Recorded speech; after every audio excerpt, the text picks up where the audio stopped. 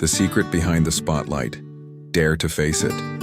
Glamour or an invisible prison. Cole Sprouse, the boy who lit up your childhood dreams, hides a chilling secret, a stolen youth, fame as shackles, and a mother as a nightmare. In the 10 parts ahead, you'll invade his soul, where art is blood, love is a slash, and the past is a relentless shadow. This isn't just his story. It's a wake-up call for you. Who's crushed your dreams? Do you dare break free from your own chains? Each part is a knife slicing open the truth. Raw, haunting, irresistible. You'll tremble with shock, choke on empathy and wonder, could I rise from ashes like he did? Don't stop. Every question at the end will claw at your heart, compelling you to read on. Dare to enter Cole's world? Or are you afraid to face your own? Part 1. Under the Lights. The 8-month-old sold away. What if your childhood wasn't yours to live? Picture this. An 8-month-old baby, still in diapers, cooing innocently, unaware that his life has just been handed over to the spotlight. No choice, no voice, just a tiny pawn in someone else's game. That's where Cole Sprouse's story begins.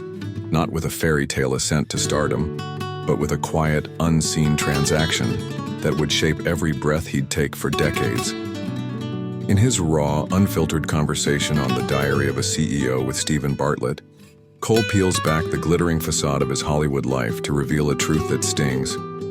His childhood wasn't stolen by fame itself, but by the one person meant to protect it, his mother. Cole's voice, steady yet laced with a haunting undertone, cuts through the noise as he recalls. I wouldn't call it pushing, because I was 8 months old. The choice never really existed. 8 months, most of us don't even remember that age. Our first steps, first words, first glimpses of the world. For Cole, those moments weren't his to savor. They were commodified, packaged, and sold under the harsh glare of studio lights. A single mother, 2 twin boys, and a desperate need to put food on the table. This was the equation that birthed his career. But beneath the surface, it wasn't just survival driving this machine. It was something darker, something more insidious. A mother's narcissism, a hunger to live vicariously through her son's success. The stage was set before he could walk. Cole and his twin brother Dylan were born on August 4, 1992, in Arezzo, Italy, to an American couple, Matthew Sprouse and Melanie Wright. Just 4 months later, their parents split, and by 5, the divorce was final. Melanie, a painter with a tortured artist soul, took custody of the boys and moved them to Los Angeles, a city that chews up dreamers and spits out stars. For her, the twins were more than sons. They were a golden ticket. In Hollywood, identical twins are an economic loophole. Child labor laws limit how long a kid can work, but with 2 who look the same, you double the hours, double the profit. At 8 months, Cole landed his first gig, diaper commercials, because Melanie saw the potential. She was living vicariously through the success of her children, Cole says, his words heavy with reflection.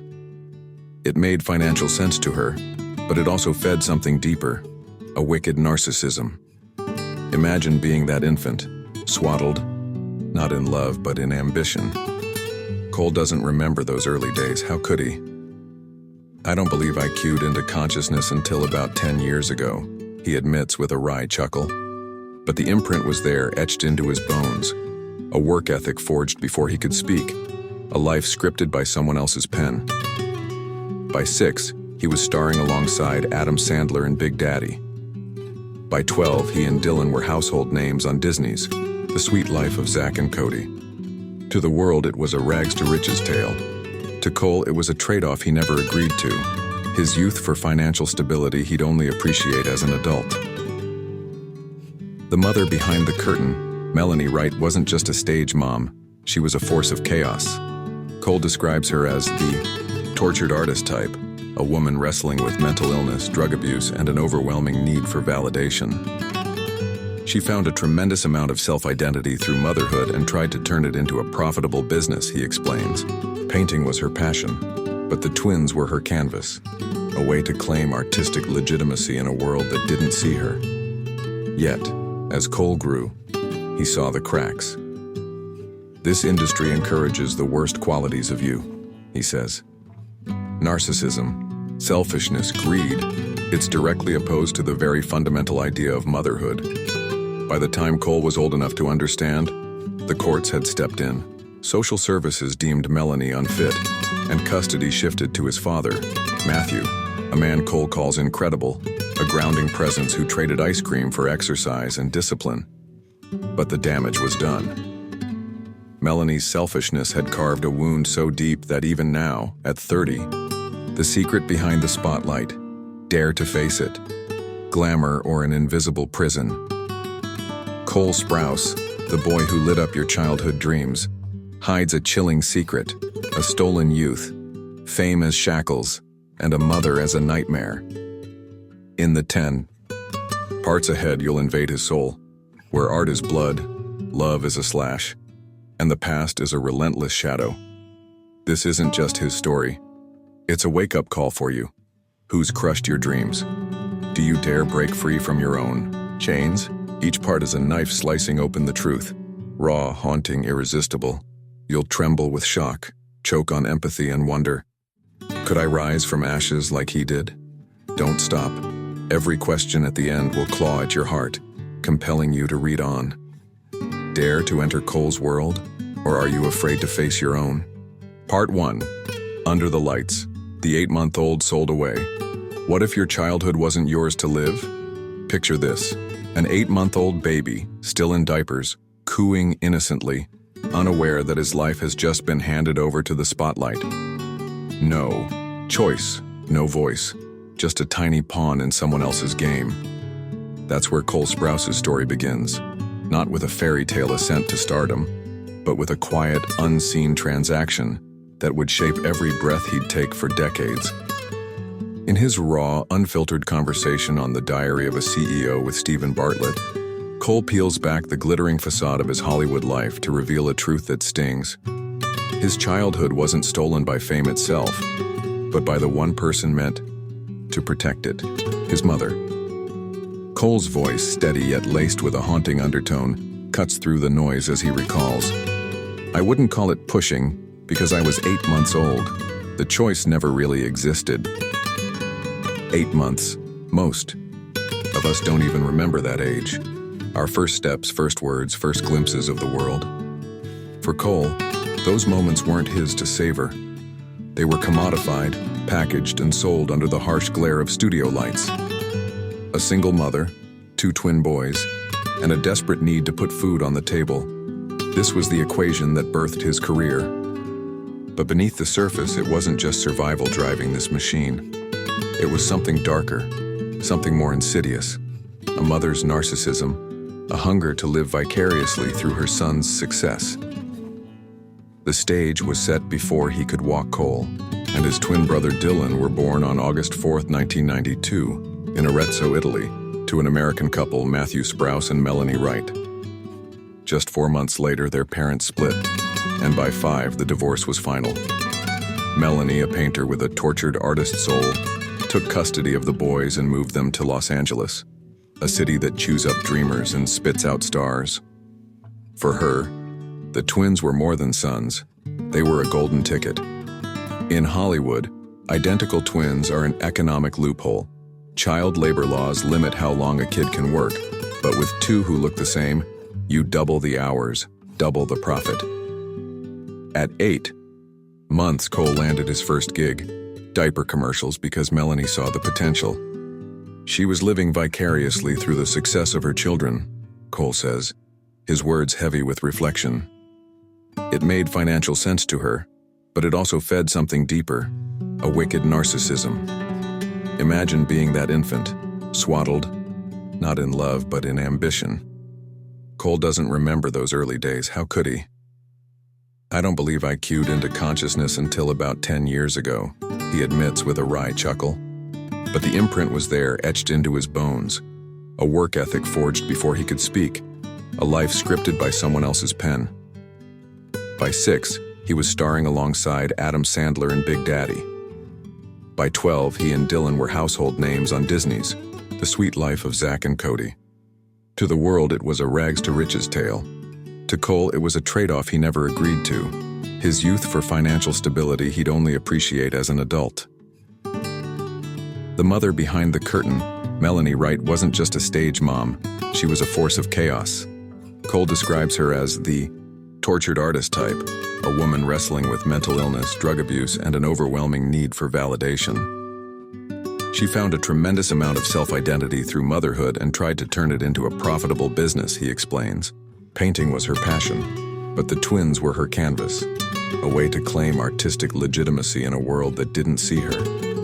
Yet, as Cole grew, he saw the cracks. This industry encourages the worst qualities of you, he says. Narcissism, selfishness, greed, it's directly opposed to the very fundamental idea of motherhood. By the time Cole was old enough to understand, the courts had stepped in. Social services deemed Melanie unfit, and custody shifted to his father, Matthew, a man Cole calls incredible, a grounding presence who traded ice cream for exercise and discipline. But the damage was done. Melanie's selfishness had carved a wound so deep that even now, at 30, a way to escape poverty and chase her own artistic legitimacy. But for Cole, those early roles were less about passion and more about duty. I don't know if I perceived it as work, he admits. I didn't cue into consciousness until about 10 years ago. Yet even in that fog of infancy, something took root. Acting wired him for workaholism, a trait he now wrestles with daily. I do not feel good when I am not working, he says, a revelation that's both a boast and a burden. By 12, the sweet life of Zach and Cody made him and Dylan Disney darlings, but it also pulled him from the normalcy he craved. I loved school, playing with my friends, he shares. Acting became a thing that took me away from that. The irony? That same thing, performance, would later become his anchor. It wasn't love at first, it was necessity. But necessity has a way of planting seeds that bloom in unexpected soil. The shift from duty to desire. The turning point came after the sweet life ended at 18. Cole could have ridden the wave of child star fame, but he chose a detour, college at NYU, where he studied archaeology and anthropology. Why? I made a promise to someone that I'd return to acting, he hints cryptically, but I never anticipated I would. That pause from the spotlight wasn't escape, it was excavation. He was digging for himself, unearthing a Cole beyond the scripts. And there, in London at 18, he picked up a camera. I said I should give myself a camera and document my brother's journey, he recalls. What started as a whim became a revelation. Photography wasn't just a hobby, it was a lifeline. After a brutal breakup post-college, Cole turned to it with a fervor. I'd gone through a huge breakup, he explains. I put a lot of my emotional state into shooting. The camera gave him what acting couldn't: control. When you're an actor, you're the byproduct of the writing, the direction, the editing, he says. People assume you have more creative agency than you do, but with commercial projects, they control the image of you. Photography flipped that script. I was looking for a way to tell people, hey, this is what I can do if I'm given creative freedom, he asserts. His work, moody, introspective, stunning, proves it. Check his website. You'll want his prints on your walls. Acting. Reclaimed. A stage of his own, but acting wasn't done with him, or he with it. After college, Cole returned, this time on his terms. Riverdale, where he plays the brooding Jughead Jones, marked a shift. I was reminded that I love performance, he says, his tone lighting up. I love the presentness of it, when you wake up at the end of a take and go, man, I barely remember what I was doing. That's feeling it. Unlike the child star grind, this was art he chose. I love performing for the crew, being on stage, he adds. I didn't like the shit that came with it. The red carpets, the social media salad that's now a bigger part of success than the act itself. That shit is fame's baggage, a beast he tames with wit. His Instagram camera duels, snapping people snapping him, turns the lens back on the voyeurs. It reinforces why I've done it, He laughs. People don't care about anything other than bragging they've seen you. It's a middle finger to the machine that once owned him, proof he's wresting back the narrative. Yet, beneath the satire, there's a hunger for something real. I'd rather someone ask me a question on the street than take a pic. He says, I'd be an open book. Art is therapy. Healing the invisible wounds. Cole's art, acting, photography, isn't just expression. It's salvation. Studies back this up. Creative outlets reduce cortisol, boost dopamine, and rewire trauma's neural scars. See research from the American Psychological Association 2019. For Cole, it's personal. I think a lot of people have discussed that one quote, he says, referencing a line about photography easing his depression. It allowed time to pass more quickly and for me to heal more effectively. After that breakup, shooting wasn't just distraction, it was reconstruction. I cannot live without the arts, he insists. It's all I've known since I was 8 months old. That's the kicker. Art didn't just save him, it defined him. The boy who lost his lantern consciousness, that pure, present joy of youth, found it again through a lens and a stage. I traded that carefree presentness for financial stability, he reflects. But I'm grateful I got my Gladwell 10,000 hours in anonymously. Pre-social media, he could flop in a straight-to-DVD flick, Cough, that soccer movie, and no one cared. Today's young actors don't get that luxury. Every misstep is global. I feel quite afraid for them, he admits. You can't cut your teeth in silence anymore. The balance, art versus commerce. Here's where Cole's story gets messy and relatable. Art and commerce don't play nice. My journey through acting has been one of trying to balance art and commerce, he explains. 1 for the money, 2 for the show, reminding myself I love this thing. Early on, it was all commerce, diaper ads, Disney checks. Later, it's art, Riverdale, indie projects, photos that bare his soul. But the tension persists. If you come from financial stability, you can take the cool, low-paying jobs, he notes, nodding to the Nepo baby debate. If you have to make money, you're selling drinkable yogurt instead of going to college. Cole's no stranger to that hustle. Big Daddy was a whirlwind. Adam was incredible. We shot that far longer than needed. But it was still a job. Friends, as Ross's son Ben, was cash. The sweet life was survival. Now, he picks roles that feed his spirit, not just his bank account. I need to be reminded I love this, he says. It's a tightrope walk, we all know. Passion versus paycheck, heart versus head. The soul of a Renaissance man, Cole Sprouse, is no one-trick pony. Acting gave him a voice. Photography gave him eyes. Together, they're his armor against a world that once stripped him bare. I haven't achieved what I want creatively, he admits, ever the perfectionist. I hate anything I do after 2 weeks. That restlessness drives him. Textbook artist, textbook human. His workaholism, born of necessity, now fuels a quest for meaning. What would happen if I stepped away for good and enjoyed my life, he muses. Would I be content fishing, growing vegetables, or would I get so bored I'd run back to the arts? That question hangs in the air, unanswered. Art saved him, but it also chained him. It's the pressure of my upbringing, he says. It compelled me to continue.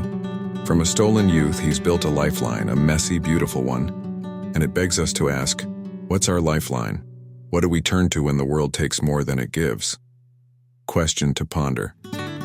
If you could pick one art to heal your deepest wound, what would it be? And why haven't you started? Next, in Part 3, The Narcissistic Mother, meet the woman who traded Cole's childhood for her own glory. Can love survive betrayal? Part 3, The Narcissistic Mother, the woman who traded Cole's childhood for her own glory. What if the one meant to cradle you instead crushed you? For Cole Sprouse, the word mother doesn't conjure warm embraces or bedtime stories. It evokes a shadow, a force that devoured his childhood to feed her own ego. In his unflinching conversation on the Diary of a CEO, Cole pulls back the curtain on Melanie Wright, the woman who birthed him, raised him, and ultimately betrayed him. She was living vicariously through the success of her children, he says, his voice a mix of resignation and revelation.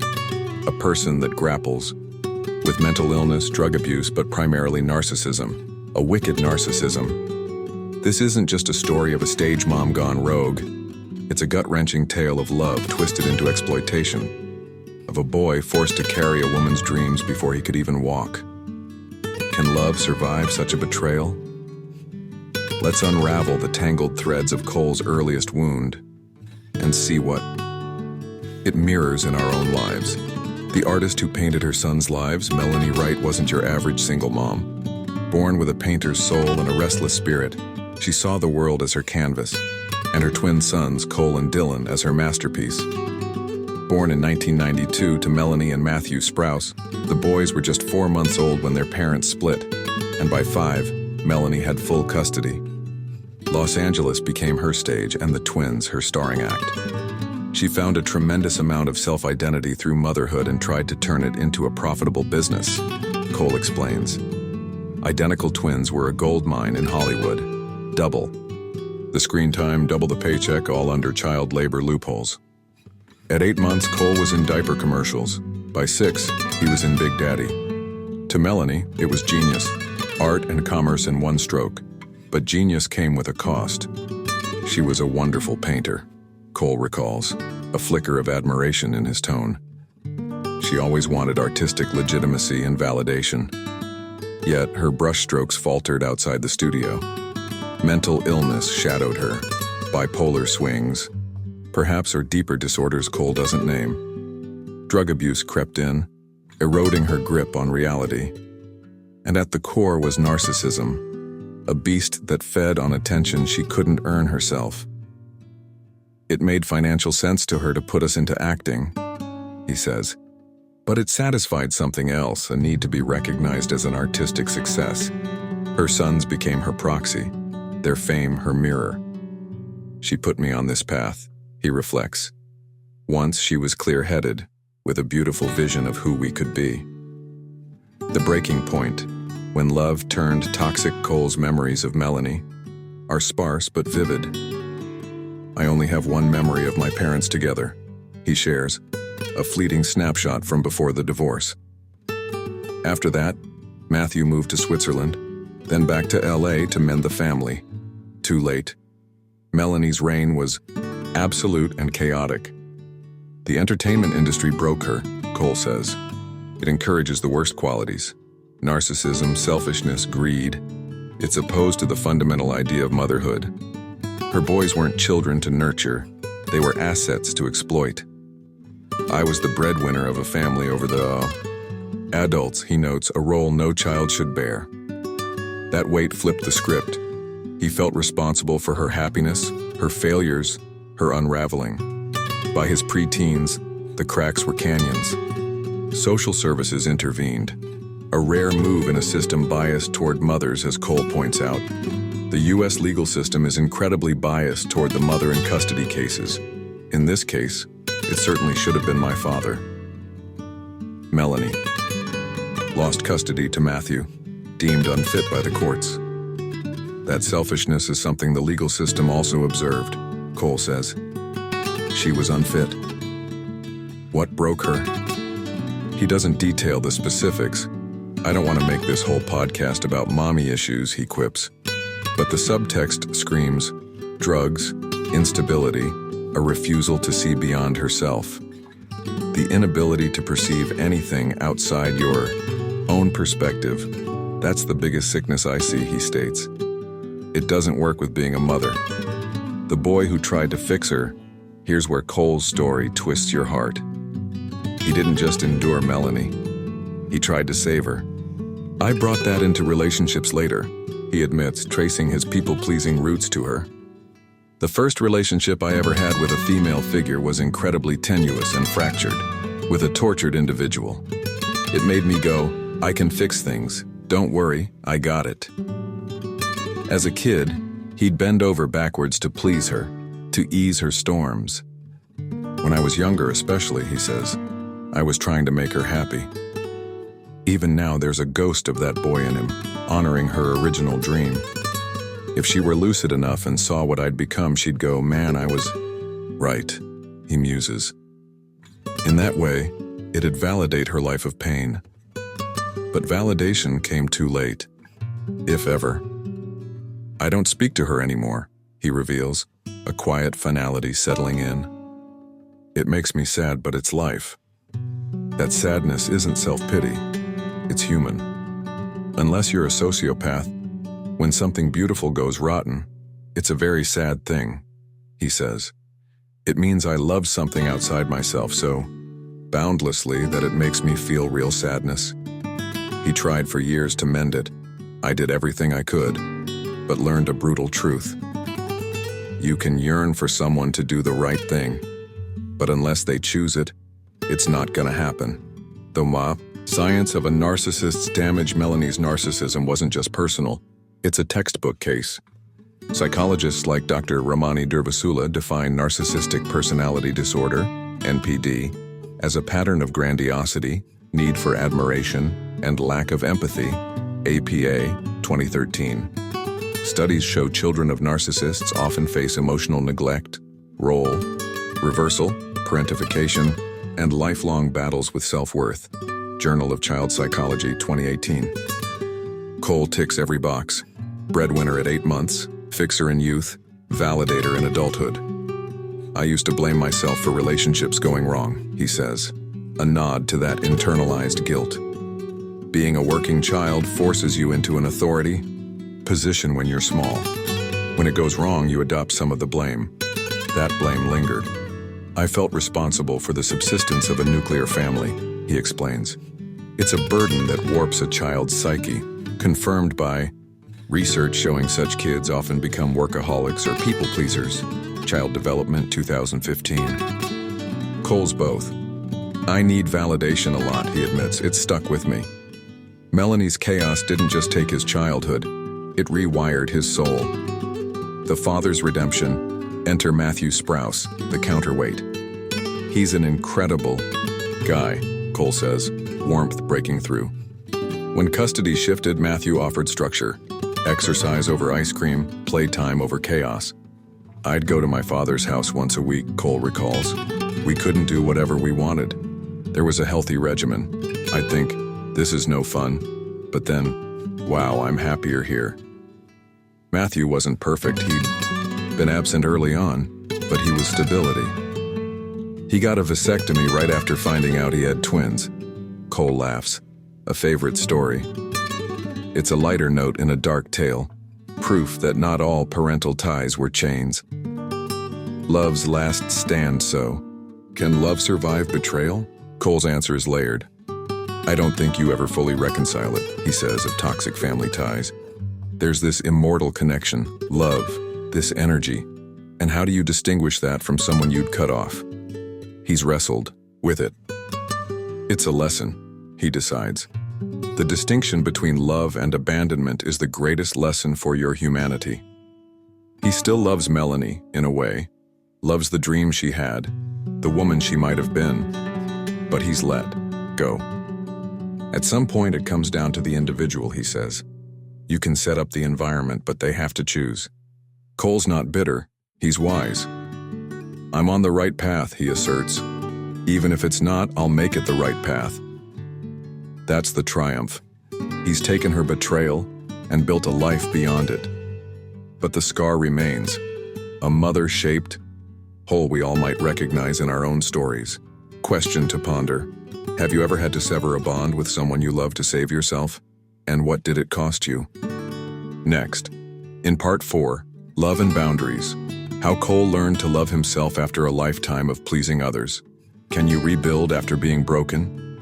Part 4, Love and Boundaries, how Cole learned to love himself after a lifetime of pleasing others. What happens when love becomes a battlefield and you're the one bleeding? For Cole Sprouse, love wasn't a fairy tale of roses and whispers. It was a war zone where he fought to be enough. First for his mother, then for lovers, and finally for himself. In his raw exchange on the Diary of a CEO, he lays bare a truth that stabs at the soul. I was a people pleaser. I didn't love myself enough. From a childhood spent fixing a narcissistic mother to adult relationships where he rolled over to keep the peace, Cole's heart has been a canvas of sacrifice. But here's the twist. He's rewriting the story. I've become more okay with turning people off, he says, a quiet victory in his voice. This is the tale of a man who learned to draw lines in the sand after decades of erasing them. Can you rebuild a heart shattered by giving too much? Let's walk through Cole's battleground of love and find out. The roots of a pleaser. Cole's first lesson in love came early, and it was brutal. Melanie Wright, his mother, wasn't just a parent. She was a storm he spent his youth trying to calm. The first relationship I ever had with a female figure was incredibly tenuous and fractured, he reflects. It made me go, I can fix things, don't worry, I got it. At 8 months, he was her breadwinner. By childhood's end, he was her emotional crutch. When I was younger, especially, I was trying to make her happy, he admits. That instinct, to soothe, to mend, to be the glue, didn't fade when the courts took him from her. It sank into his bones, shaping how he'd love others. Psychologists call this parentification, when a child takes on adult roles to stabilize a chaotic home. Child Development 2015. For Cole, it was survival. Being a working child forces you into an authority position when you're small, he explains. When it goes wrong, you adopt some of the blame. That blame bred a need to please, a reflex to keep the world from crumbling again. I used to blame myself for all the relationships in my life going wrong, he says, a confession that echoes the guilt of a boy who thought he could save his mother's soul. Love's first wounds. Cole's romantic journey mirrors that early wound. I've had the pleasure of being in love 3 times, he shares, each a chapter in his evolution. First came puppy love. When I was a kid, just kind of stuff. A fleeting innocence before the stakes rose. Then college, where he fell hard. I dated a co-star on Riverdale, he reveals, likely Lily Reinhart, his on and off screen flame from 2017 to 2020. That love was intense, public, and ultimately crushing. I was deathly afraid of being perceived as anything other than perfect, he says. As long as they were happy, that's what love was. He rolled over again and again. I was practically a nurse to whoever needed my help, he confesses, a nod to his mother's legacy. I was actively suppressing my emotions, not discussing what I felt because I was afraid of retaliation. Fear, of rejection, of conflict, of losing love, kept him silent. It looked like rolling over in the face of adversity, especially romantically, he admits. The breakup hit like a sledgehammer, driving him to photography as a lifeline. See Part 2. I'd gone through a huge breakup after college, he recalls. It allowed me to heal more effectively. Love had wounded him, but it also cracked him open. The science of self-sacrifice. Cole's pattern isn't unique, it's human. Studies show children of narcissists often become people pleasers, wired to prioritize others' needs over their own. Journal of Personality, 2017. Dr. Gabor Mate, in When the Body Says No, argues this stems from a survival tactic: appease the chaos maker, and you might stay safe.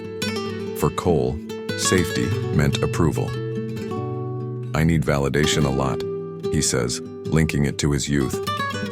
Building an entire life off the validation of others certainly made me open to it. That need bled into romance, where he'd bend until he broke. The cost? Self-worth. I did not love myself enough as a younger man, especially my mid to late 20s, he reflects. Without boundaries, love became a trap. Each relationship a mirror of Melanie's demands. I was crossing my own boundaries to make others feel better, he says. Research backs this. Chronic people-pleasing spikes cortisol, erodes identity, and fuels resentment. Psychology Today, 2020. Cole felt it all. I was a byproduct of moments of incredible narcissism and severe self-loathing, he notes. Right in the middle is when I do my best work.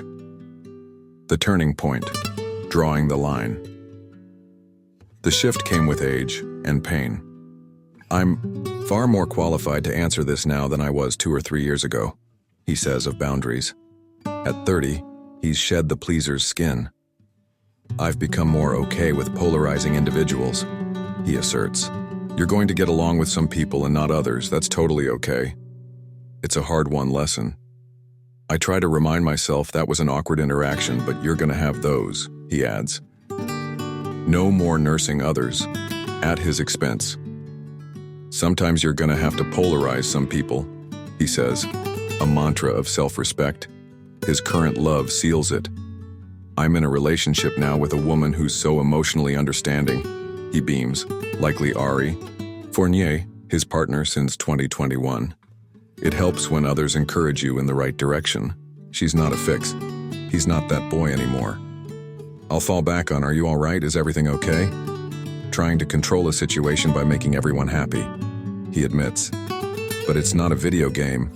You can't get the best solution where everyone's okay." Love, he's learned, isn't about perfection. It's about balance. The boundaries. He guards Cole's boundaries aren't just romantic, they're a life code. "I really don't like condescension," he says, his tone firming. "If I sense pretentiousness or condescension, I'll either leave the room or confront it. It's a line he won't cross or let others cross." "Why'd you do that?" he'll ask, unafraid of the fallout. That's the new Cole. Not a pleaser, but a protector of himself. "As I've loved myself now," he says, "I've tried to recognize my own bottom-line behaviors before I stumble into them." This shift echoes therapy's wisdom. Setting boundaries boosts self-esteem and reduces anxiety.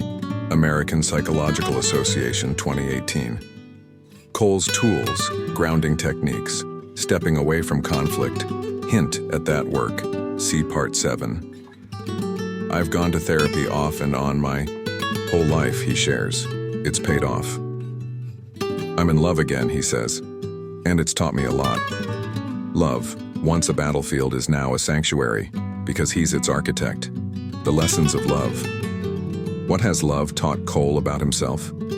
"I was afraid of being perceived as anything other than perfect," he starts. "I'd roll over to make sure they were happy. That's gone. Every time has been distinct," he says of his 3 big loves. "The first 2 were similar, because of me, approaching it the same way. Then I did a lot of self-work and fell in love again." Self-work, therapy, reflection, art rebuilt him. "It's complicated, every relationship," he notes. "Friendships, romance, blood, you have to be a participant in the dance." He's danced with Melanie's ghost too. "I don't speak to her anymore," he reiterates from Part 3. "But I honor the dream she once had." Love lingers even in absence. "It takes 2 to tango," he says. "I used to blame myself until I realized the other person has to participate." That's freedom. Loving without owning the outcome. A mirror for our heart's Cole's journey. Begs us to look inward. Who have we bled for, hoping they'd notice? "I will still choose to love, even though I've been deeply wounded," he says, a testament to strength. But he adds, "At some point you have to put your love for yourself first," the oxygen mask analogy. We've all faced that fork. Keep giving or start guarding. Cole chose the latter, and it's remade him. "I'm on the right path," he insists, "and I'll grow from it." Love broke him, then built him. Can it do the same for us? His story isn't just inspiration, it's a challenge. Draw your lines or lose yourself trying to cross everyone else's. Question to ponder. Who in your life have you sacrificed your boundaries for? And what would change if you said no? Today? Next, in Part 5, The Curse of Fame. How the spotlight that made Cole a star nearly swallowed him whole. Can you escape the gaze of the world? Part 5, The Curse of Fame. How the spotlight that made Cole a star nearly swallowed him whole. What if the world's applause was a noose around your neck? Cole Sprouse didn't chase fame. It hunted him down, sinking its claws into an 8-month-old baby and never letting go. From diaper commercials to Disney stardom to Riverdale's brooding jughead, he's lived under a microscope most of us can't fathom. But in his piercing Diary of a CEO chat, Cole rips off the celebrity mask to reveal fame's ugly truth. The salad, the red carpets, the social media, is almost a bigger part of your success than the act itself. It's not glitter and glamour, it's a beast that feeds on your soul. I feel quite afraid for young actors now, he says, his voice heavy with empathy. You can't cut your teeth in silence anymore. This is the story of a boy made a star, then nearly unmade by the spotlight. Can you escape the world's gaze when it owns you? Let's peer into fame's dark mirror with Cole and see. The birth of a commodity fame didn't ask Cole's permission. It claimed him. I was 8 months old, he recalls. The choice never really existed. Melanie Wright, his mother, saw her twins as a ticket out of hardship and into Hollywood's spotlight. Identical twins doubled the hustle. Child labor laws capped hours, but 2 Coles meant twice the screen time. It was an incredible economic loophole, he says, dryly. Diaper ads at 8 months, Grace under fire as a toddler, Big Daddy at 6. By the time he was conscious, he was a product. I don't believe I cued into consciousness until about 10 years ago, he quips, half joking, half haunted. By 12, the sweet life of Zach and Cody cemented him as a Disney icon. It was another huge lifesaver, he admits. Financially, yes, but it yanked him from normalcy. I loved school, playing with my friends, he says. It became a thing that took me away from that. Fame wasn't a reward, it was a thief. I traded the lantern consciousness of youth for financial stability, he reflects. Back then he could flop, a straight-to-DVD soccer flick, say, and it'd vanish into Blockbuster's back shelves. I'm grateful I got my Gladwell, 10,000 hours in anonymously, he notes. Pre-social media, mistakes didn't haunt you globally. Today, everyone sees your portfolio, he says. You're expected to put it on display. The weight of the spotlight fame's glare intensified with age. Big Daddy was a whirlwind. Adam was incredible. We shot that far longer than needed, but it thrust him into public view. Friends, as Ross's son Ben, added a notch to his belt. Then, the sweet life, 12 to 18, made him inescapable. Your celebrity profile has become far too intermingled with your work, he laments. Social media flipped the script. When I was young, acting was the grilled chicken of the dish. The side salad was the red carpet stuff. Now it's just a grilled chicken salad. Performance takes a backseat to persona, likes, follows, paparazzi snaps. I didn't like the shit that came with it, he says, blunt as ever. That shit is fame's curse. It's relentless. I have a good laugh at my Instagram camera duels, he says, referencing his account where he photographs people photographing him. It's polarized a lot of people. It's a sly jab, turning voyeurs into subjects, but it backfired. It encourages it, he admits. All it's done is reinforce why I've done it. People don't care about anything other than bragging they've seen you. He doesn't mind. I'm conditioned to it, but it stings.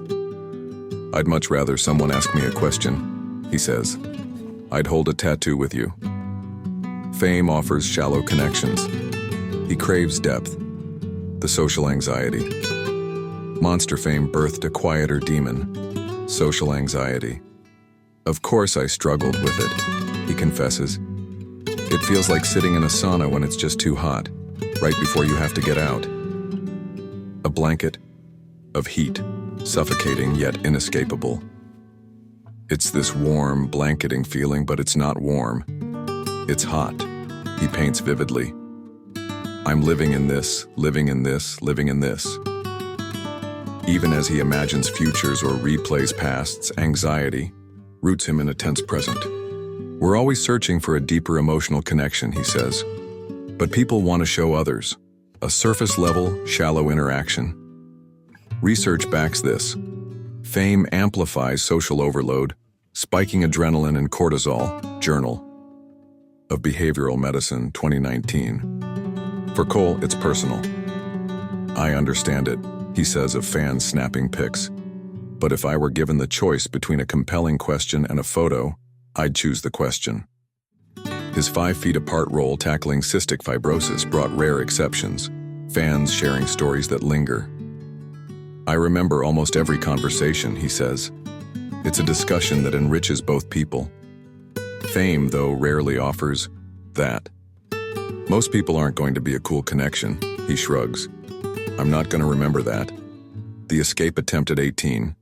Cole tried to outrun it. College at NYU, archaeology, anthropology, was his rebellion.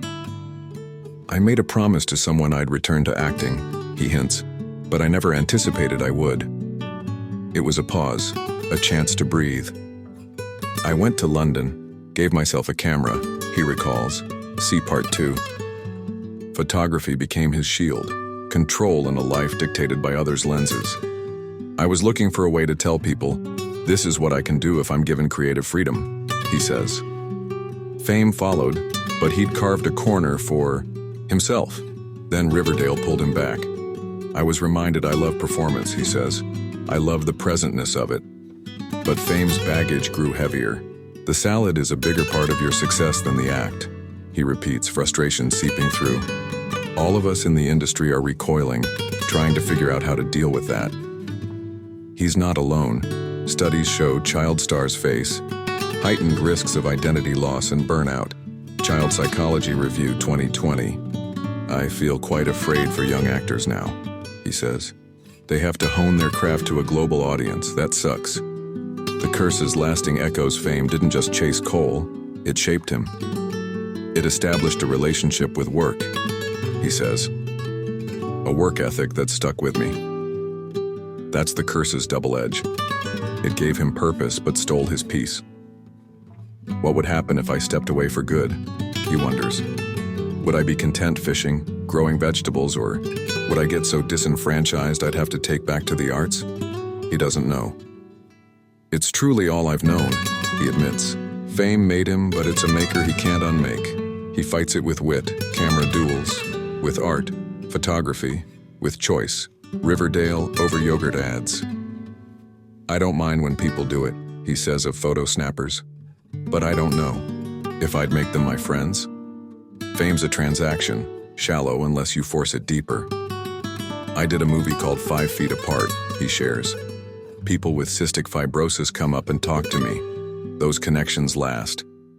That's the rare gold in the curse's coal, meaning amid the noise. Our own spotlight. Cole's fame is extreme, but isn't it ours too?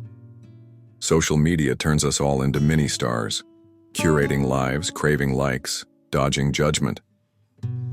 We're all creatures of validation, he says. I've done it too, tried to take a picture of John C. Reilly. He gets it, we're conditioned. But he challenges us. There's a choice when you're asking for a shallow interaction. A greater connection exists.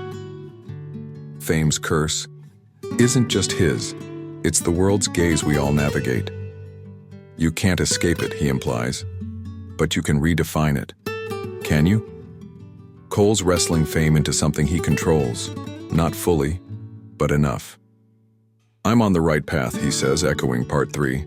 I'll grow from it. The spotlight nearly swallowed him, but he's clawing back his soul. One frame, one role, one boundary at a time. Question to ponder. What part of your life feels like it's on display, and how would you fight to take it back? Next, in Part 6, Work, Curse or Gift, how Cole's 8-month-old start wired him for relentless drive. Can you outrun your own programming? Part 6, Work, Curse or Gift, how Cole's 8-month-old start wired him for relentless drive. What if your first job came before your first word? For Cole Sprouse, work isn't just a choice, it's a pulse, a rhythm pounded into him when he was 8 months old, still in diapers, thrust under Hollywood's lights. I do not feel good when I'm not working, he confesses on the Diary of a CEO. His voice a mix of pride and unease.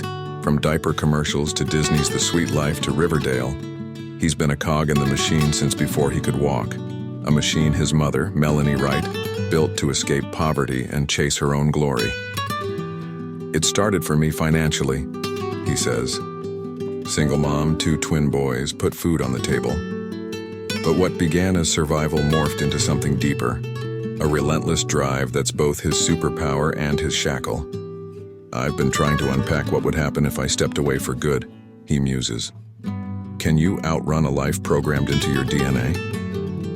Let's dive into Cole's workaholic world and see where it leads. The birth of a workaholic, Cole's career wasn't born from passion. It was forged in necessity. I was 8 months old, he recalls. I don't know if I perceived it as work. Melanie saw twins as a loophole, double the hours, double the cash. It made financial sense. To her, he explains, a pragmatic nod to her motives. See Part 3.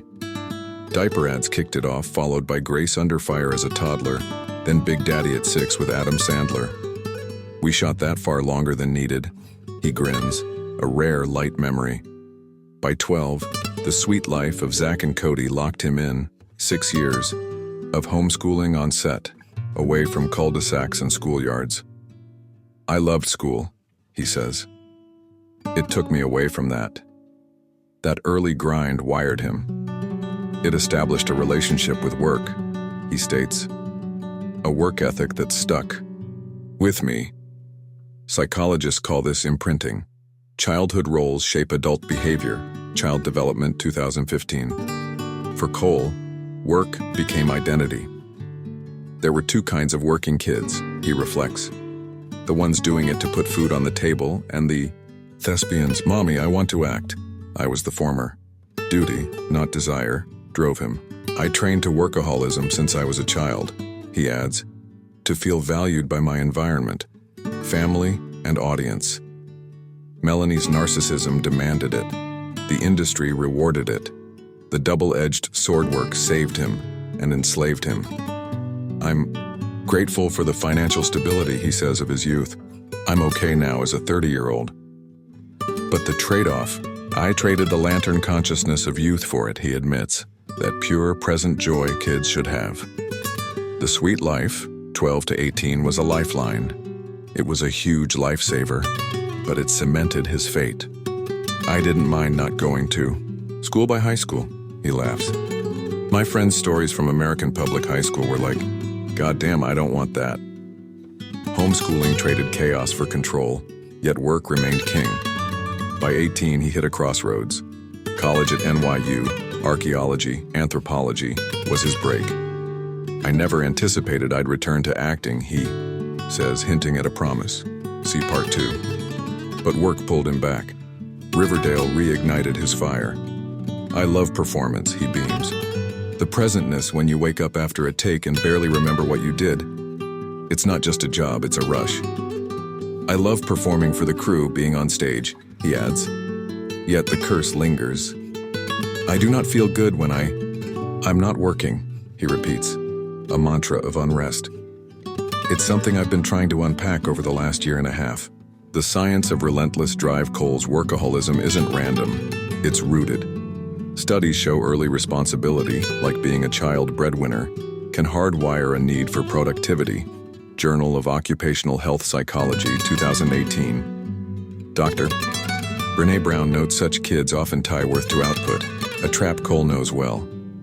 I need validation a lot, he confesses, linking it to his youth. It's a common thing for artists. Melanie's demands, "You're the breadwinner," and fame's applause, Part 5, fueled it. What if they say, "God damn, you suck," he asks. I spiral. That spiral? Maybe I should run away, get some chickens, live off the grid. But he doesn't. It's all I've known, he says. Work's grip shows in his art. Balance, Part 2. My journey through acting has been trying to balance art and commerce, he explains. 1 for the money, 2 for the show.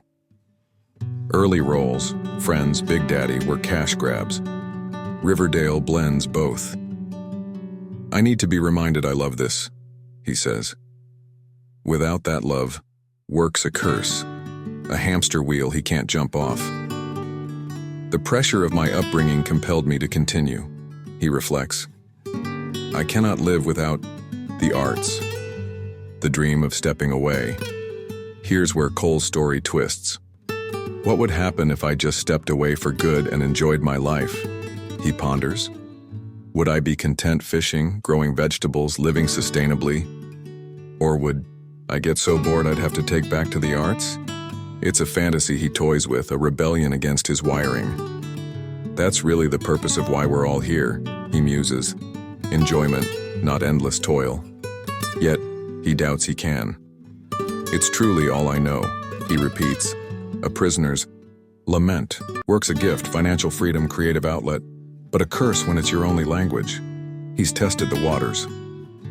College was a taste. I used it. But acting reclaimed him. Photography, Part 2, offers respite.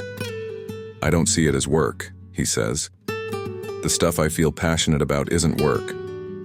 That's the clue. Passion blurs the line. I hope I'm not working. He dreams of his last act, Part 8. I hope I don't see it as work. But can he rewrite a script started at 8 months? The industry's role Hollywood didn't help. This industry encourages the worst qualities, he says. Narcissism, greed, Part 3. Authenticity and vulnerability aren't really encouraged trades. LA's culture, imposter syndrome, coolness over depth, stokes the fire. I spiral if they invalidate me, he admits. It manifests in the inability to say my desires out loud for fear of looking like a fool.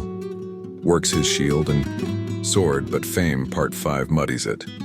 Your celebrity profile is too intermingled with your work, he gripes. The salad is bigger than the act. He contrasts past and present. I got my 10,000 hours in anonymously, he says. If you did a crappy direct-to-DVD movie, it went to the back of Blockbuster. Now, you can't cut your teeth in silence. Young actors face a global stage, mistakes magnified. I feel afraid for them, he repeats. Work's gift, mastery, comes with a curse, exposure. The twin anchor Dylan, his twin, is a lifeline. My brother and I have made it this far because we didn't feel lonely, he says, Part 9. We always had each other as a frame of reference. Work bound them. Shared sets, shared burdens. We went through everything alongside each other, he adds. It's built us into the people we're supposed to be. That bond tempers the curse. I'd probably kick his ass, he laughs, imagining their child selves. Work's weight is lighter with a mirror. Our own programming Cole's drive isn't just his, it's ours. I need validation, he says, echoing our own quest for worth. Workaholism plagues many. 40% of Americans overwork, per a 2021 Gallup poll, tying identity to output. I'm a dumbass that needs to learn by mistakes, he quips. Don't we all? You're given these lessons to triumph over them, he believes. His lesson, work's a gift until it's a god. I'm on the right path, he insists. I'll grow from it. Can we? Cole's wrestling his programming, 8 months to 30 years. Would I be content stepping away? He asks again, unanswered. Work made him, but he's clawing for more. Passion, peace, purpose. It's all I know, he sighs. But maybe it's not all I can be. Question to ponder. What drives you to keep working? And what would it take to stop and just live? Next. In Part 7, Healing the Unseen. How Cole stitched his soul back together after decades of scars. Can you mend what's been torn? Are you down? They're at Healing the Unseen. How Cole stitched his soul back together. After decades of scars, how do you mend a heart torn apart by the ones meant to hold it? Cole Sprouse's life reads like a script of invisible wounds, stitched not with thread but with resilience, art, and a quiet refusal to break. I've gone to therapy off and on my whole life, he reveals on the Diary of a CEO, his voice steady yet soft with the weight of years. From a childhood sold to his mother's narcissism, Part 3, to love's battlefield, Part 4, to fame's relentless glare, Part 5, he's carried scars most never see. You're given these lessons in life so you can triumph over them, he says, a mantra forged in fire. We trade trauma for wisdom. This isn't just survival, it's alchemy, turning pain into power. I'm on the right path, he insists, and I'll grow from it. Can you heal what's been shattered within you? Let's walk through Cole's quiet revolution of mending, and find the threads for our own. The wounds that whisper Cole's scars began early, 8 months old, when Melanie Wright traded his youth for her spotlight.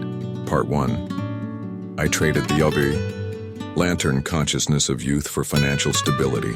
He reflects a poetic ache in his words. That loss of play, of presence, left a void. I was the breadwinner of a family over the adults, he recalls, a child parentified by necessity. Part 3. Then came her unraveling, mental illness, drugs, a wicked narcissism that made him her fixer. I was trying to make her happy, he says. I used to blame myself for relationships going wrong. That guilt seeped into love. Part 4. Work. Part 6. And fame. Part 5. A silent chorus of not enough. Social anxiety joined the fray. It feels like sitting in a sauna when it's just too hot, he paints vividly. Part 5. I'm living in this. Fame's gaze, shallow photo snaps over real connection, fed it. I need validation a lot, he admits, a scar from a youth built on others' applause. I'm a byproduct of incredible narcissism and severe self-loathing, he adds. Right in the middle is when I do my best work. Those unseen wounds, guilt, anxiety, worth tied to output, whispered loudest in silence. What would happen if I stepped away? He wonders. Part 6. Healing meant facing them. The tools of mending Cole didn't heal alone. He sought help.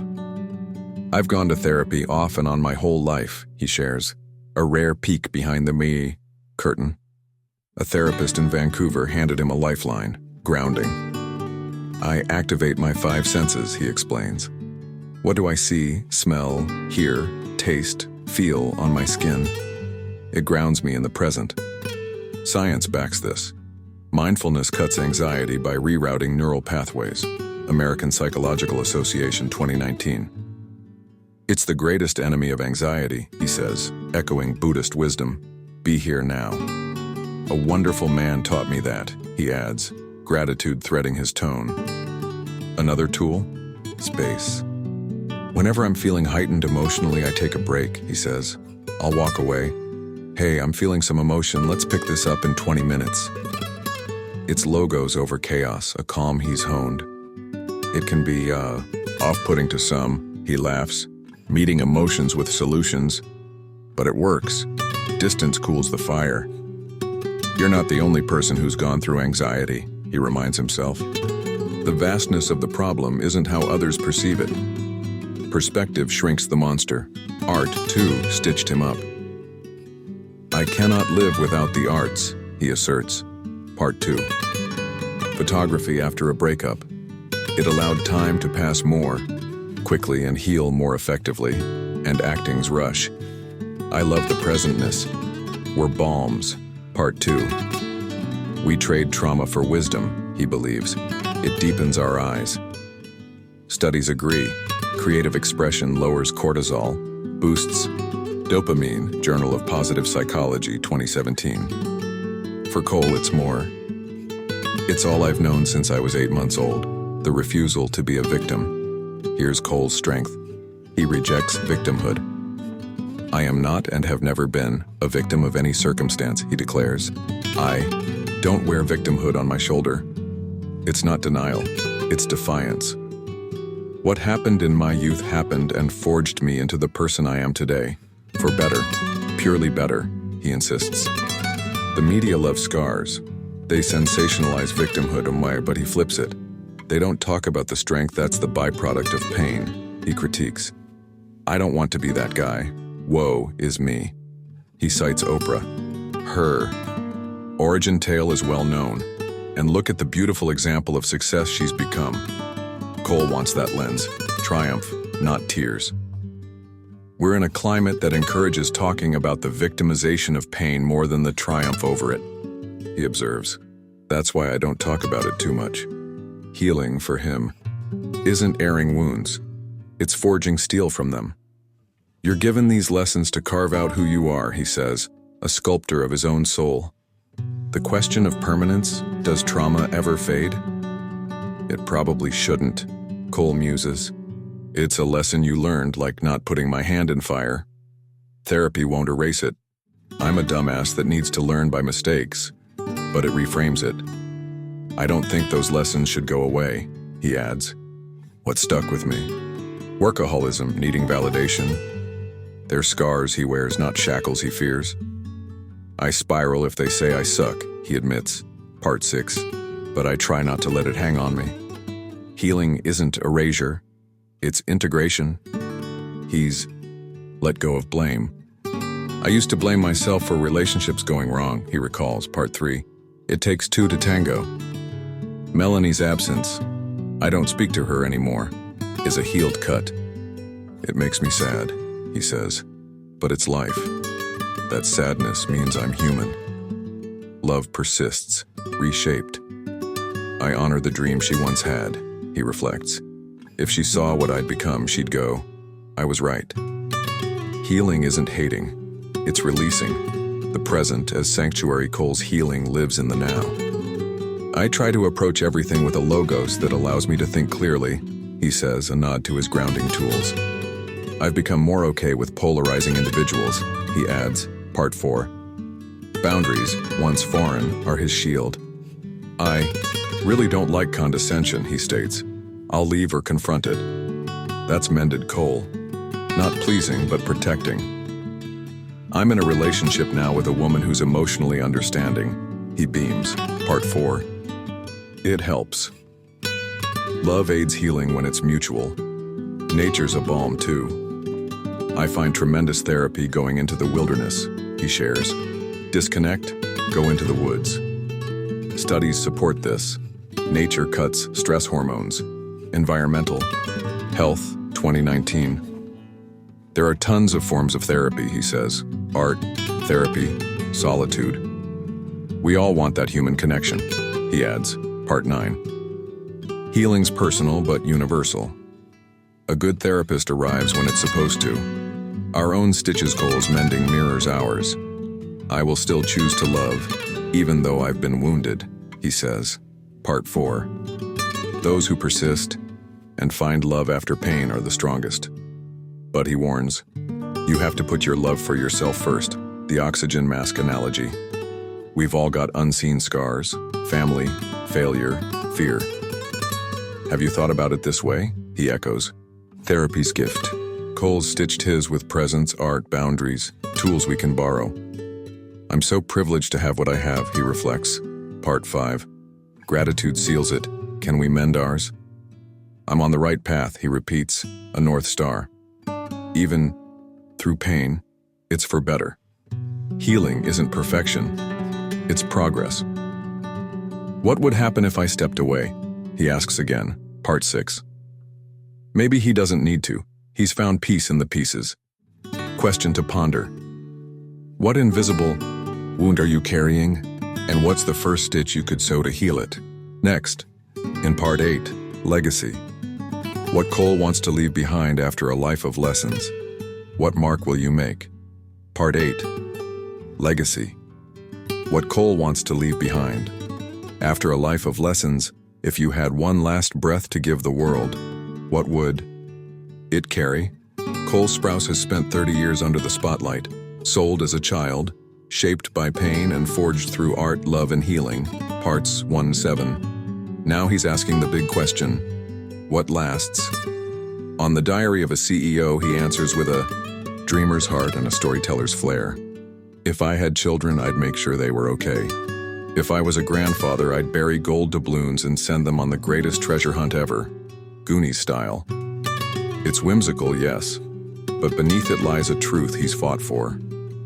I want to create easiness for them. Life's gonna roll over you regardless.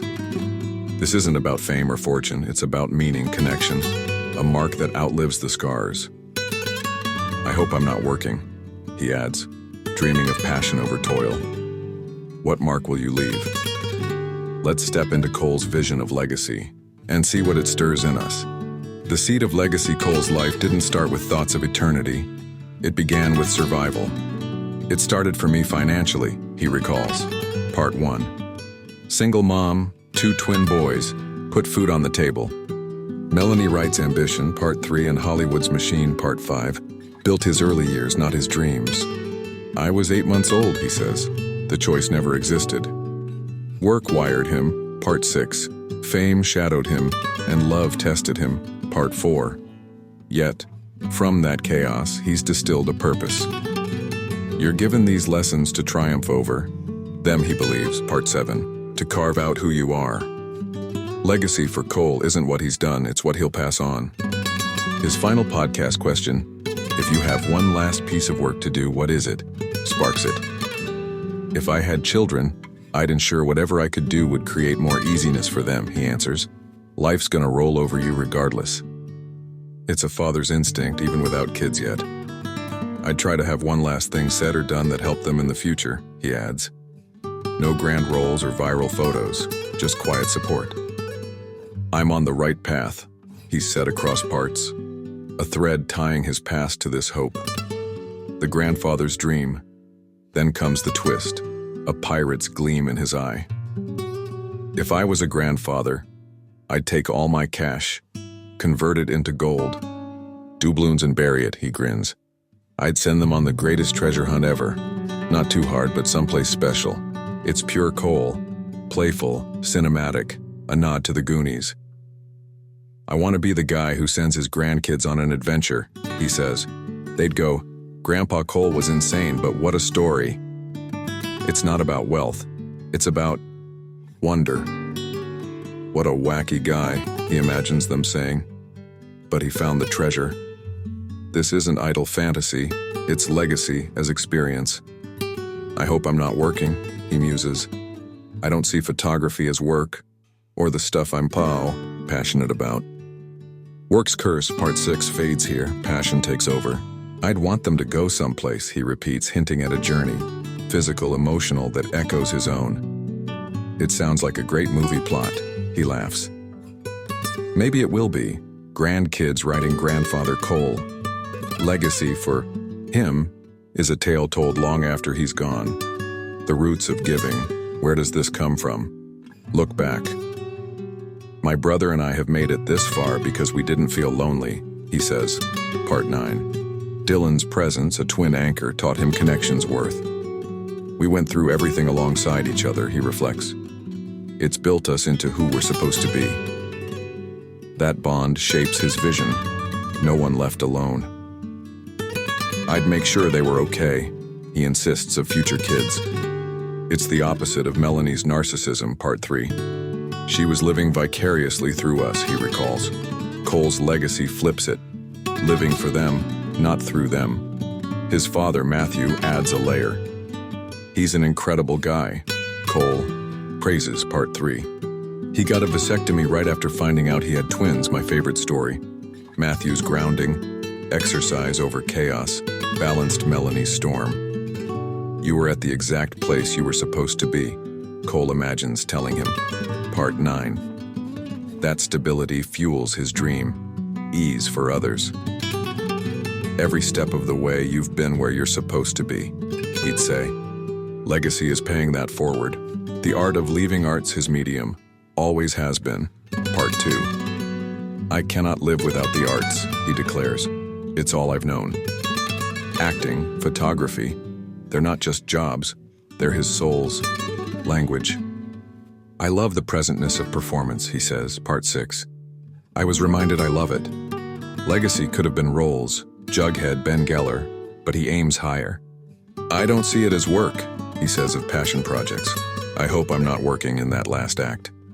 It's art as gift, not grind, a lesson for his heirs. Photography hints at it. It allowed me to heal, he recalls, Part 2. This is what I can do if I'm given creative freedom. His moody, stunning shots, check his site, could be treasures for grandkids, a visual inheritance. I hate anything I do after 2 weeks, he laughs, a perfectionist's quirk, Part 2.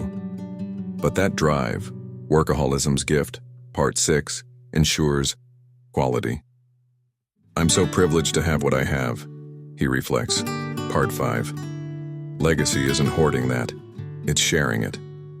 The science of lasting impact legacy isn't whimsy, it's wired into us.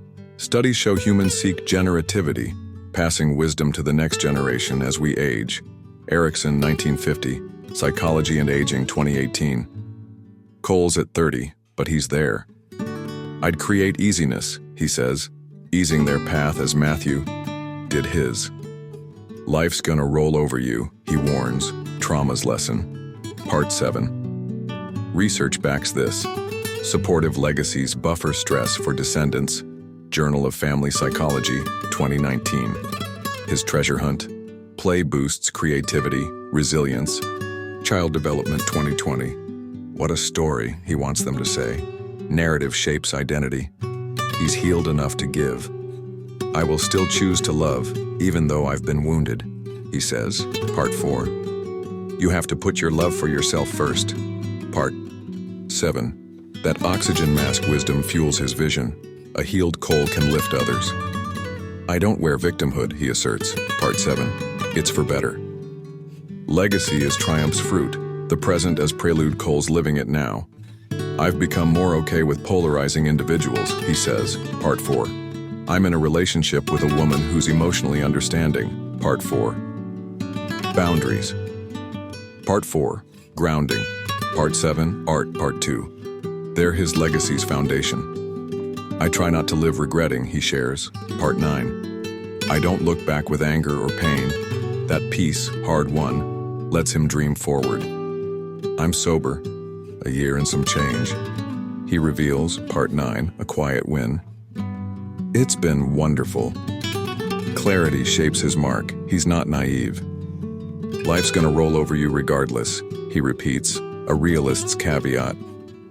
You can't get the best solution where everyone's okay, he learned. Part 4. Legacy isn't perfection, it's presence. I'd want them to go someplace, he muses, a metaphor for growth. I'm on the right path, he affirms, a compass for them and us. Our own Mark Cole's legacy challenges us. What would it take to stop and just live, he asked. Part 6. Now, what stays? If I had one last piece of work, he begins, then pivots to kids, to adventure. Not fame, the salad's too big. Part 5. But feeling. We all want soul in others, he says. Part 9. We justify our soul by it. His doubloons, his easiness, they're soul gifts. What's yours? You're given these lessons to triumph, he insists, to carve out who you are. Legacy is that carving, etched for others. Can we craft ours? I hope I'm not working, he dreams. Passion is play. What a wacky guy, he wants them to laugh. Cole's mark is joy, strength, a story. I'd make sure they're okay, he vows. A parent's echo, a healer's gift. Part 7. What will we vow? Question to ponder. If you had one last gift to leave the world, what would it be, and who would it lift?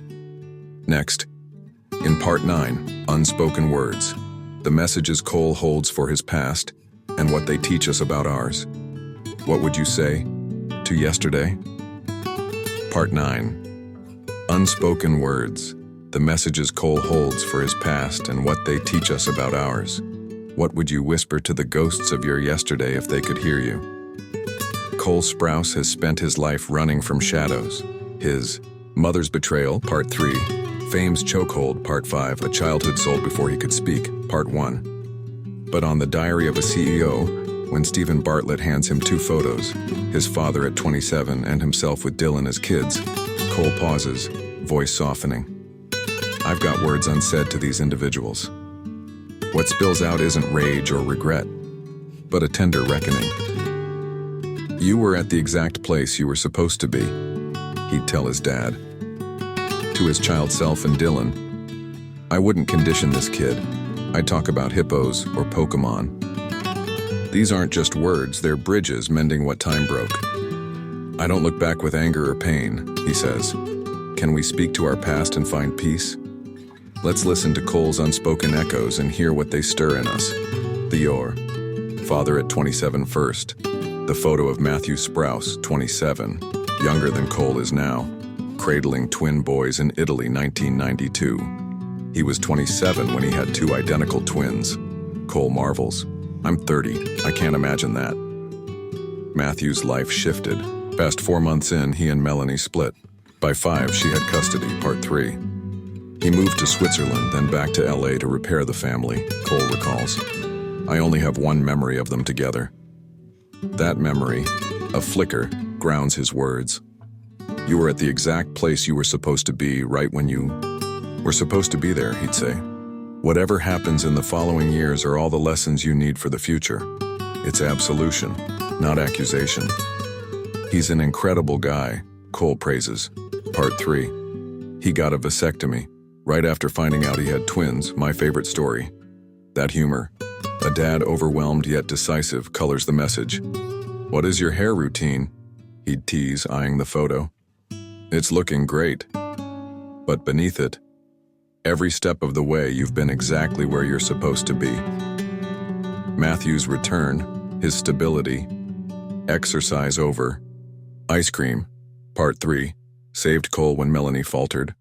This is a sad photo, he admits, but good job, Pop.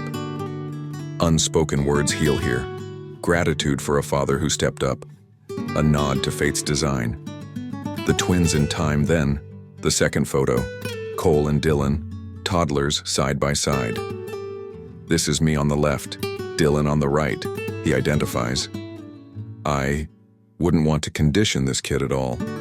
It's a vow born of his own theft. Part 1. I see a kid so present in this moment, he says, voice wistful. I'd talk about hippos or platypus or Pokemon, something fun. No scripts, no work, no weight. It's your responsibility as an adult to encourage that lantern consciousness for as long as you can, he insists. Anything that takes them away from that should be the enemy. That's Cole's wound speaking. I traded that carefree presentness for financial stability, he reflects. Part 1. It was the perfect lesson I needed for my eventual children. He won't repeat Melanie's script. She put me on this path, he says, part 3, but he'll rewrite it. I find myself wanting to ask my step-siblings about college, the future, he admits. But I wouldn't put that on this kid. Presence over pressure, his unspoken gift to that boy he was. To Dylan? A grin breaks through. I'd probably kick his ass, he laughs. I'd smile at myself and beat the hell out of Dylan. I'd have reach advantage. It's brotherly love, rough and real. My brother and I have made it this far because we didn't feel lonely, he reflects. We always had each other as a frame of reference. That bond, through the sweet life, fame, chaos, parts 5, 6, is sacred. It's built him into who he's supposed to be, and me too, he says. I'm privileged for that. Unspoken words to Dylan. You kept me whole. The mother in silence. No photo of Melanie, but she looms. I don't speak to her anymore, Cole repeats. Part 3. She put me on this path. Her absence is a scar, yet he speaks to it. I honor the dream she once had, he says, part 4. If she were lucid enough and saw what I'd become, she'd go, man, I was right. It's not forgiveness, it's release. It makes me sad, he admits. Unless you're a sociopath, when something beautiful goes rotten, it's sad. His unspoken words to her. I loved you boundlessly, enough to let you go. He's wrestled her ghost. I tried for years to do everything I could, he says, part 3. But it comes down to the individual. No blame now. It takes 2 to tango, part 4. I used to blame myself until I realized they have to participate, he reflects. That shift, part 7, frees him. It's a lesson, he believes. The distinction between love and abandonment. Melanie's unspoken echo. You taught me strength through your weakness. The weight of what's unsaid, why hold these words? I don't look back with regrets or anger or pain. Cole insists. I'm living my life now in a place where I don't. Healing, part 7, paved this. Therapy, grounding, art. You're given these lessons to triumph over them, he repeats, part 7. What if this was my last communication? He ponders. Part 4. To Matthew, gratitude. To young Cole, presence. To Dylan, brotherhood. To Melanie, closure. How would that make me feel? He asks. It's okay, he answers. That sadness means I'm human. Part 7. Science nods. Speaking to the past, mentally or aloud, reduces unresolved grief. Journal of Experimental Psychology, 2018. Cole's doing it instinctively. I will still choose to love, even though I've been wounded, he says, Part 4. Those who persist are the strongest. His words unsaid aren't burdens. They're lanterns lighting what was dark. The present as voice Cole's life now speaks these words. I've become more okay with polarizing individuals, he says. Part 4. I'm in a relationship with someone emotionally understanding. Part 4. Boundaries protect him. Part 4. Art frees him. Part 2. I'm sober a year and some change, he shares. Part 8. It's been wonderful. That clarity, hard-won, lets him honor the past, without living in it. I don't condition kids, he vows, a promise to his future. Part 8. I'd make sure they're okay. Dylan's still his echo. I'd probably kick his ass, he repeats, grinning. Bowser style. Throw him by the legs. It's play, but it's profound. We didn't feel lonely. Matthew's legacy, good job, Pop, lives in his stability. Melanie's? I honor her dream, he says, a quiet farewell. I'm on the right path, he affirms. Parts 3-8, a mantra of peace. Our own echoes Cole's unsaid words beg ours. What would you say to your child self? He might ask us, as Bartlett asked him. What part of your past needs a whisper? To his dad, you did enough. To himself, stay present. To Dylan, you're my rock. To Melanie, I'm free. You're given these lessons to carve out who you are, he believes. Part 8. What lessons carve us? Have you thought about it this way? He echoes therapy. Part 7. His words unsaid. Teach us, speak, or let go. Can we? I don't look back with pain, he says, a North Star. That sadness is okay. It means I loved. Our ghosts, parents, siblings, younger selves, wait. What if this was my last communication? He muses. Cole's answered with grace. Ours could too. I'm privileged to have what I have, he reflects. Part 5. Gratitude turns silence into song. Question to ponder. Who from your past deserves your unspoken words, and what would they be if you spoke them today? Next, in Part 10, A Soul's Journey, how Cole's story ends and yours begins. What will you build from your lessons? Part 10, A Soul's Journey, how Cole's story ends and yours begins. What if your deepest scars could light the way for someone else? Cole Sprouse isn't just a name flickering on your screen. He's a testament, a man who turned a stolen childhood into a tapestry of strength, art, and purpose. From 8 months old, sold to the spotlight, Part 1, through a mother's betrayal, Part 3, Love's Hard Lessons, Part 4, Fame's Curse, Part 5, and Work's Relentless Grip, Part 6. He's walked a road most would crumble on. You're given these lessons to triumph over them, he told Stephen Bartlett on the Diary of a CEO, a creed that echoes through his healing, Part 7, his dreams of legacy, Part 8, and his whispers to the past, Part 9. I'm on the right path, he said again and again, and now at 30 he stands not as a victim but a victor. I don't look back with anger or pain, he affirms. His journey ends here, but yours? It's just beginning. We trade trauma for wisdom, he believes. Are you ready to weave your own story from the threads he's laid bare? Let's close Cole's book and open yours. The Tapestry of a life. Cole's story starts in shadow, an 8-month-old pawn in Melanie Wright's game, Part 1. The choice never existed, he recalls, a baby thrust into diaper ads, then Big Daddy, then the sweet life. I traded the lantern consciousness of youth for financial stability, he reflects, a trade he didn't choose but learned to wield. Her narcissism, a wicked narcissism, Part 3, carved the first scar. She was living vicariously through us, he says, her mental illness and drugs a storm he couldn't calm. I don't speak to her anymore, he concludes. A wound turned to wisdom. It takes two to tango. Part 4. Art became his lifeline. Part 2. I cannot live without the arts, he declares. Photography healed a breakup. It allowed time to pass more quickly, and acting reclaimed his soul. I love the presentness. Part 6. Love broke him, then built him. I was a people pleaser, he admits. Part 4. I didn't love myself enough. 3 loves, puppy love, a Riverdale co-star, now Ari Fournier, taught him boundaries. I've become more okay with polarizing individuals. Fame nearly swallowed him. Part 5. The salad is bigger than the act, he gripes, but camera duels flips the script. It reinforces why I've done it. Work wired him. Part 6. I do not feel good when I am not working, he confesses. A child breadwinner's curse turned gift. What would happen if I stepped away, he wonders, a question unanswered but alive.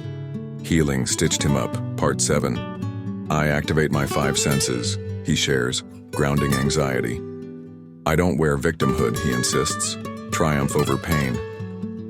Legacy is his dream. Part 8. I'd make sure they're okay. Bury gold doubloons for a treasure hunt. And his past? You were at the exact place you were supposed to be, he'd tell his dad, stay present to his child self. Part 9. I don't look back with pain, he closes, a soul at rest. The alchemy of Triumph Cole's not a star. In the Hollywood gloss, he's a soul who turned lead into gold. We trade trauma for wisdom, he says, a line that binds his journey. From Melanie's chaos, he forged resilience. I'm not a victim. Part 7. From love's wounds, self-worth, you have to put your love for yourself first. Part 4. From fame's glare, defiance, I'd rather someone ask me a question. Part 5. From work's grip, purpose, I hope I'm not working, in passion's end. Part 8. From scars, strength, those who persist and find love after pain are the strongest. Part 7. I'm on the right path, he repeats, a refrain of victory. Science nods. Resilience grows from adversity, post-traumatic growth, they call it. American Psychologist, 2016. Coles lived it. I'm sober a year and some change, he shares. Part 8. I've gone to therapy off and on my whole life. Part 7. Tools, grounding, art, boundaries, rebuilt him. I'm privileged to have what I have. He reflects. Part 5. Gratitude seals it. I don't regret too much, he says. Part 1. It toughened the hell out of me. His alchemy isn't perfection, it's progress. A path he's carved from ash. The mirror. He holds Cole's story isn't his alone, it's ours. What part of your childhood was shaped by someone else's hands? We asked. Part 1. What art would heal your deepest wound? Part 2. What bond have you severed to save yourself? Part 3. Who've you sacrificed boundaries for? Part 4. What's on display in your life? Part 5. What drives you to keep working? Part 6. What wound needs a stitch? Part 7. What gift would you leave? Part 8. Who deserves your unspoken words? Part 9. Each question a mirror, his answers a guide. We all want soul in others, he says. Part 9. We justify our soul by it. Cole found his in Dylan's anchor. Part 9. In Matthew's steadiness. Part 3. In art's embrace. Part 2. My brother and I didn't feel lonely, he reflects. I'm in a relationship with someone emotionally understanding. Part 4. I'd make sure they're okay. Part 8. Connection, his gold. You're given these lessons to carve out who you are, he believes. Part 8. What's yours? Have you thought about it this way? He echoes therapy. Part 7. Cole's journey dares us. Look, learn, rise. Conclusion. Your path awaits, with advice to walk. Cole's tale closes here. A boy who became a man, not by chance, but by choice. I don't look back with pain, he says. Part 9. A final note of peace. I'm on the right path. He's vowed across this journey, a path paved with scars turned to stars. We trade trauma for wisdom. He leaves us a gift of perspective. His story, 30 years of lessons, ends not in shadow, but in light. Art as salvation, Part 2. Boundaries as strength, Part 4. Healing as power, Part 7. Legacy as love, Part 8. I'd send them on a treasure hunt, he dreams, Part 8. A playful echo of purpose. That sadness means I'm human, Part 9. A nod to his soul's depth. Cole Sprouse didn't just survive, he sculpted a life. Now it's your turn. Here's how to start, drawn from his road. Find your art. I cannot live without the arts, Cole says, Part 2. Pick up a pen, a camera, a stage, something to pour your pain into. Start today. 5 minutes of creation can shift your world. Set your line. I've become more okay with polarizing individuals, he learned, Part 4. Say no to one thing this week that drains you. Protect your oxygen mask. Ground yourself. I activate my 5 senses, he shares, Part 7. When anxiety bites, name what you see, hear, feel. Anchor in the now. Try it once. It works. Speak or release. I'd tell my dad he was where he was supposed to be, he muses, Part 9. Write a letter to your past. Send it or burn it, but let it breathe. Plant a seed. I'd make sure they're okay, he vows, Part 8. Do one small act. Teach, share, lift someone. Your legacy begins there. Cole's journey proves it. You're on the right path, he'd say, even if you have to make it so. What would happen if I stepped away, he wonders. Part 6. Maybe peace, maybe purpose. Step toward yours, scars and all. You've got the map. Now walk it. Question to ponder. Where will you begin your journey of healing, growing, and leaving a mark? And what's the first step you'll take right now?